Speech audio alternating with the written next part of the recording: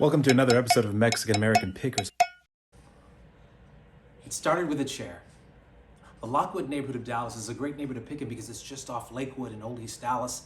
A lot of older homes with some real treasures inside of them. And by the way, this wasn't an estate sale I went to. I actually found this chair on the Facebook Marketplace, and luckily, I was the first person to reach out, so I got dibs. She told me after I arrived that like 37 people had contacted her about the chair. One was even rude to her and like cursed at her in the message, saying that it was BS. There's no way he wasn't first. Some people. She was a lovely young woman who told me this chair actually belonged to her grandmother. It was given to her, but she just didn't have room for it. It really wasn't quite her style, and we are honored to own it. This is the chair in question. It is absolutely incredible. There's actually a handle here that's kind of hard to see. And when you pull that handle, it actually can lock the chair in place because it has a natural tendency to rock. But this handle allows you to lock it, and it stabilizes the chair so it's no longer rocking. It's just a solid chair. And the handle, you can pull that out and it will adjust the angle of the chair, and you can lock that in place as well. But I think the thing that makes this chair so absolutely amazing is this hidden treasure right here. Oh yeah. Extendable small bench comes out that allows you to extend your feet and put your feet up. How freaking cool is that? Well, as I was leaving with the chair, I stumbled onto a painting on the marketplace. Every once in a while, I'll look on the marketplace and go outside my area, which is over 60 miles away from where I'm at in the Dallas-Fort Worth area, just to see what's going on just beyond the edge of where I'm at. And I found a painting that I thought would be incredible to own. And when I reached out to the woman to set up a time, the first thing she said was, before I take you to the painting, you got to see what I have in the garage. And in the garage, she had some real treasures. Look at these glasses in their original glassware design box. I think they're simply incredible. The color on them is just amazing. And the stand that actually holds them, she sold me that as well. She also sold me this really cool mid-century modern plant sort of sculpture there. These mid-century modern wooden birds. These are not made of brass like they traditionally are, but actually made of wood. And I love the color variation. She also sold me this incredible kettle. Look at that. The design pattern on that is just stunning. She also sold me this really, really cool mid-century mod magazine rack. And lastly, she sold me this, which is not mid-century mod, but is just the absolute coolest thing. Her 38-year-old son, this was the gift she bought him on his 14th birthday. So check this out. Is that not cool? Watch this. But the real reason for heading out to where she was, and by the way, she was in Toole, Texas, which may as well have been Mars, Texas, because it was so far, but so worth the trip. Oh, gotta show you this too. I also got this there.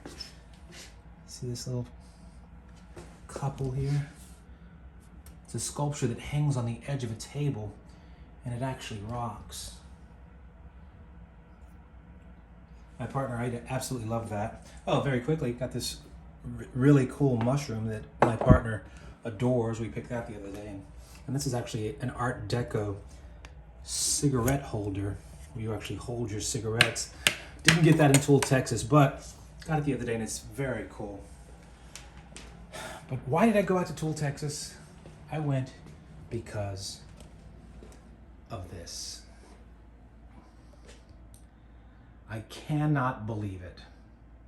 It's absolutely amazing. Now keep in mind, we just actually got our hands about a week ago on this painting.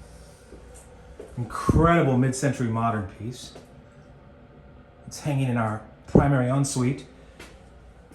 And it goes and blends so well with this piece. But this might be my favorite piece that we have in the house. I think it's simply incredible, and you have to understand the sheer scope of it. This painting is 48 inches by 48 inches. It is 4 feet square. And I love, absolutely love the frame. Look at that. It's a wood with brass overlay. It goes all the way around, and it's just in perfect condition.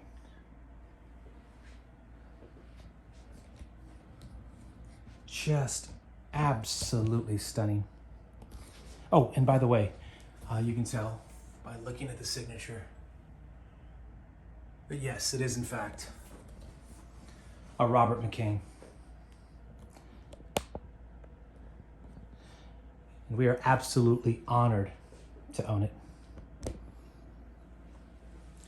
Now, for those of you not familiar with Robert McCain's work, there's actually not a lot known about him. It's kind of an interesting story. We know that Robert McCain was born in the Midwest.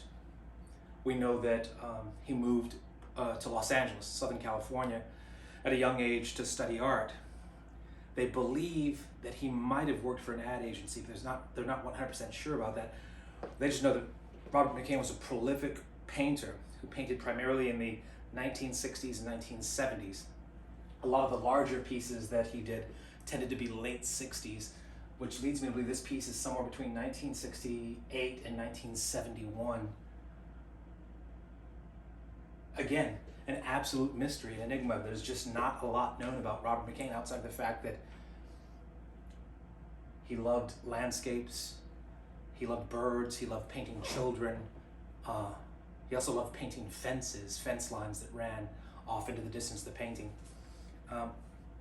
It's not an incredibly valuable piece. McCain's smaller pieces, some of the 24 by 24 things he did usually go between $500 and $600. The larger pieces, 36 inch by 36 inch or larger, tend to go for anywhere from $700 to about $1,200. Because of the sheer size of this piece and because of the fact that I just can't seem to find another one like it online, I think it's quite a rare piece. I would estimate its value probably at $1,300, $1,400. But it is NFS, it is not for sale. This one's gonna stay with us forever, and we are so thrilled to have it in our home. So, you never know where you'll find a treasure, so keep looking for them. Until next time, we'll see you out on the road. And remember, keep picking.